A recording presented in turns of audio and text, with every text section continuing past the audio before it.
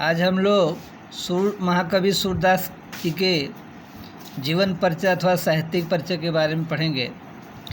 सूरदास जी का जन्म सन 1478 ईस्वी में आगरा से मथुरा जाने वाली सड़क के पास रौनकता नामक गांव में हुआ था। कुछ विद्वान इनका जन्म दिल्ली के निकट सिही गांव में मानते हैं। मृत्यु को लेकर के इनके बारे में कहा गया है कि इनकी मृत्यु गोवर्धन के पास पारसौली ग्राम में सन 1853 ईस्वी के लगभग हुई थी। थोड़ा सा इनके बारे में परिचय के रूप में डिटेल जानेंगे। हमारा जो काल है 4 भागों में बांटा गया है। पहला आदिकाल या वीरगाथा काल, दूसरा भक्ति काल, तीसरा रीति काल, चौथा है आधुनिक काल। भक्ति काल को 2 भागों में बांटा गया, निर्गुण धारा, सगुण धारा। निर्गुण धारा को 2 भागों में बांटा गया है, ज्ञानाश्रयी शाखा, प्रेमाश्रयी शाखा। तो ज्ञानाश्रयी शाखा के कवि संत कबीर जी हैं और प्रेमाश्रयी शाखा के कवि मलिक मोहम्मद जायसी हैं। इसी तरह से सगुण धारा को 2 भागों में बांटा गया है, कृष्णाश्रयी शाखा, रामाश्रयी शाखा। तो कृष्णाश्रयी शाखा के कवि हैं सूरदास जी और रामाश्रयी शाखा के कवि तुलसीदास जी हैं।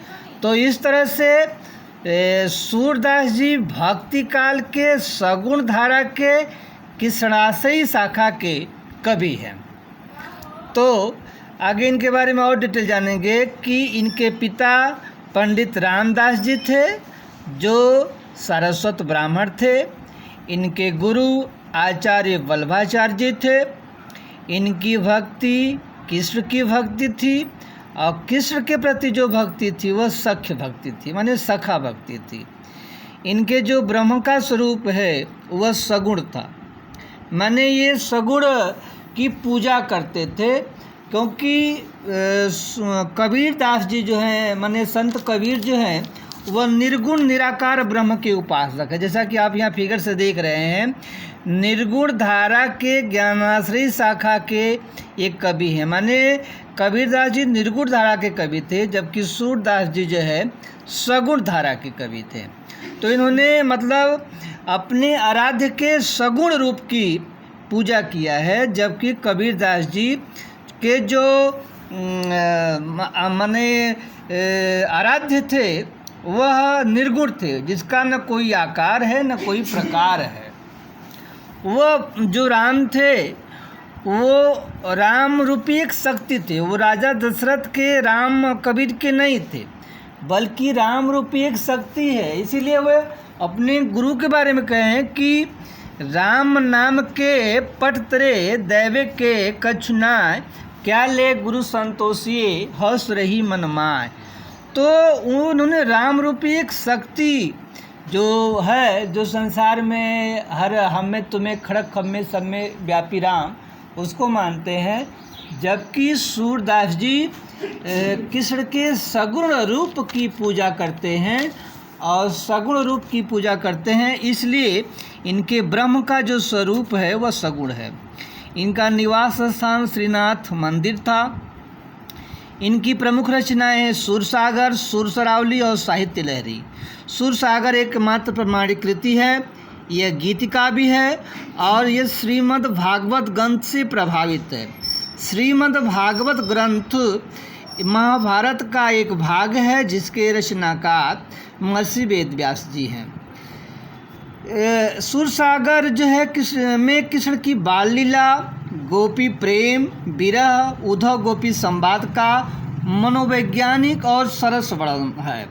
सूरसागर में 1.25 लाख पद हैं, लेकिन 10,000 पद ही प्रामाणिक रूप से प्राप्त हैं, जिनका अध्ययन तमाम तरह के विद्यार्थी अपने विद्यालय में करते हैं। और जो भी शिक्षक हैं, इनमें से कुछ पदों को विद्यालय अथवा कॉलेज में पढ़ाने का प्रयास करते हैं। सूरसागर का एक प्रसंग है भ्रमर गीत। भ्रमर गीत में गोपियाँ उद्धव को भी ज्ञानी से प्रेमी एवं भक्त में बना देती हैं। अगला है सुरसरावली। यह ग्रंथ सूरसागर का सार भाग है, जो अभी तक विवादास्पद स्थिति में है, किंतु यह भी सूरदास जी की एक प्रमाणित कृति है।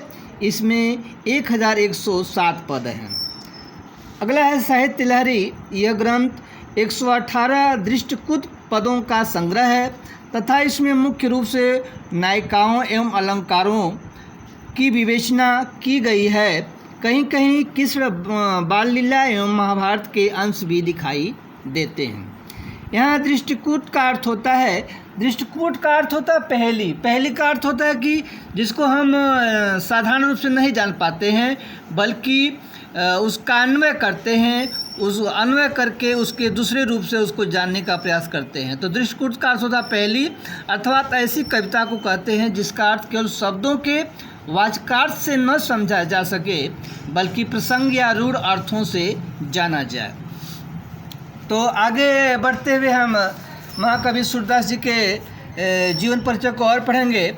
इन्होंने अब जो अपने काव्य में रस का वर्णन किया है उसमें भक्ति, श्रृंगार एवं वात्सल्य रस की प्रधानता है, अतः इन्हें भक्ति, श्रृंगार एवं वात्सल्य रस का सम्राट माना जाता है। अलंकारों के क्षेत्र में इन्होंने अपने काव्य में उपमा, उत्प्रेक्षा एवं रूपक अलंकार का विशद वर्णन किया है।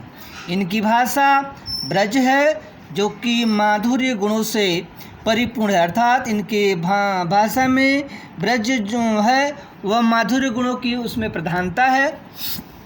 साथ ही इनकी भाषा में व्यंग्य है, वक्रता है और वाग्वी दग्धता इनकी भाषा की प्रमुख विशेषता है। व्यंग का मतलब व्यंग जैसे घर गंगा में है, चूँकि घर गंगा में है, घर तो गंगा में हो नहीं सकता लेकिन घर गंगा में है, ये एक व्यंग है, मतलब घर गंगा के समान पवित्र है। तो इनकी भाषा में व्यंग है। वक्रता, वक्ता का मतलब अगर कोई भाषा कही जाए तो उसमें लगता है कि वह टेढ़ापन है। तो कहीं न कहीं जो उद्धव गोपी संवाद है उनमें उसमें वक्रता दिखाई देती हैं। उद्धव कुछ कहते हैं और उसका प्रत्युत्तर गोपियाँ कुछ और ढंग से देती हैं। वाग विदग्धता का अर्थ होता है बाणी चातुर्य। उद्धव के तमाम तरह के संवाद में बड़ी चतुराई से जो है गोपियाँ उनके प्रश्नों का उत्तर देती हैं और इस तरह से उद्धव निरुत्तर हो जाते हैं। तो वाग विदग्धता माने व्यंग्यता, व्यंग, वक्रता और वाग विदग्धता इनकी भाषा की प्रमुख विशेषता है। आगे हम इसका अध्ययन करेंगे इनके जीवन परिचय के बारे में कि ये अष्टछाप एवं भक्त काल के कवि हैं। बल्लभाचार्य के पुत्र विट्ठलनाथ ने अष्टछाप के नाम से सूरदास सहित 8 कृष्ण भक्तियों का संगठन किया है। अष्टछाप की स्थापना 1565 ईस्वी में हुई थी। तो बल्लभाचार्य जी के 4 शिष्य और विट्ठलनाथ अपने 4 शिष्य, ये 8 शिष्यों को मिलाकर के इन्होंने अष्टछाप की स्थापना की थी और ये अष्टछाप की स्थापना इन्होंने 1565 में की थी आचार्य विट्ठलनाथ ने, जो कि बल्लभाचार्य के पुत्र थे, बल्लभाचार्य के पुत्र थे। तो बल्लभाचार्य के 4 शिष्य में कुंभन दास जी, सूरदास जी, परमानंद दास जी और कृष्णदास जी आते हैं। और विट्ठलनाथ के जो अपने 4 शिष्य थे गोविंद स्वामी, नंददास और चतुर्भुज दास, इस तरह से 4 और ये 4 मिलाकर के 8 शिष्यों को लेकर के विट्ठलनाथ ने 1565 में अष्टछाप की स्थापना की थी और सूरदास जी अष्टछाप के प्रमुख कवियों में आते हैं। विट्ठलनाथ ने सूरदास जी की मृत्यु पर उनको पुष्टिमार्ग का जहाज कहा था कि पुष्टिमार्ग का जहाज जात है, जिसको जो कुछ लेना है ले लो। तो इस तरह से विट्ठलनाथ ने सूरदास जी को पुष्टिमार्ग का जहाज कहा था।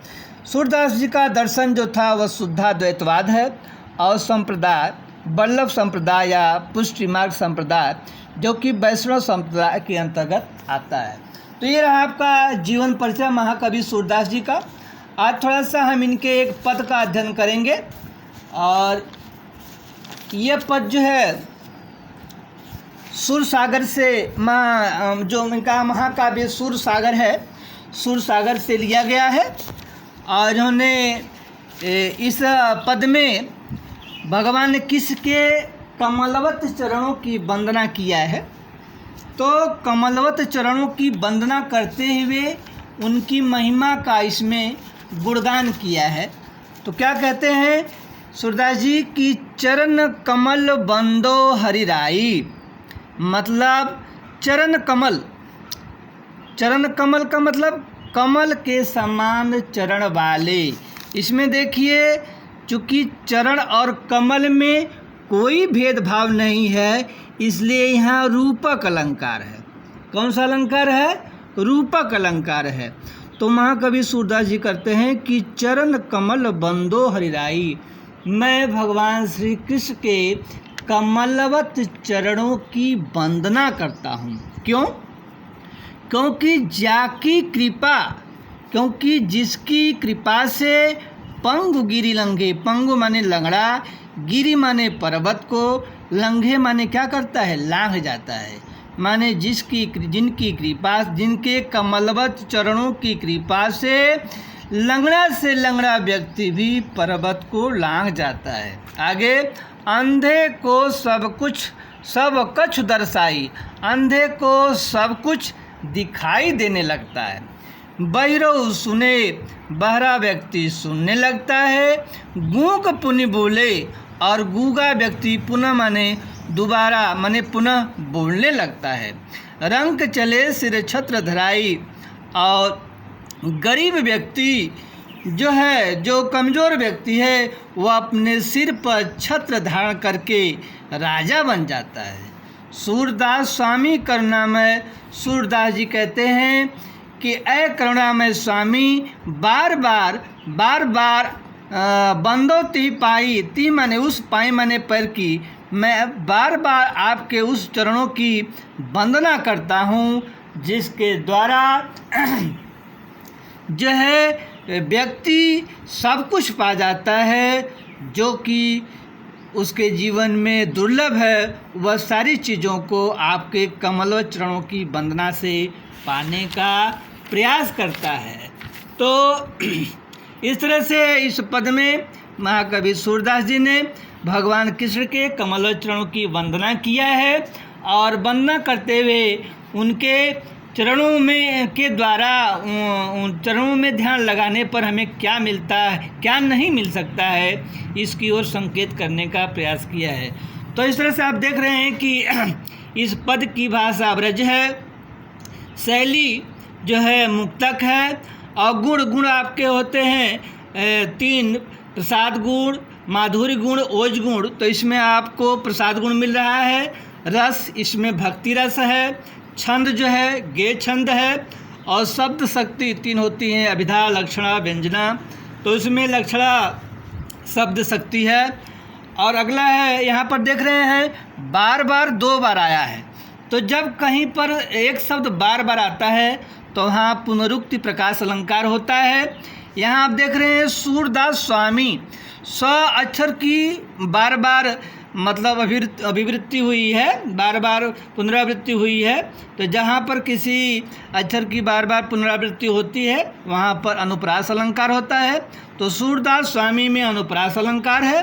और यहाँ चरण कमल में हमने आपको पहले ही बताया था कि चूँकि चरण और कमल में भेद रहित आरोप है, इसलिए यहाँ रूपक अलंकार है। तो इस तरह से महाकवि सूरदास जी ने अपने पहले पद में, जो कि सूरसागर से लिया गया है, इसमें भगवान श्री कृष्ण के कमलवत चरणों की वंदना करते हुए उसकी महिमा का गुणगान किया है कि इसके द्वारा हम आदि से अंत तक पहुँचने का प्रयास कर सकते हैं।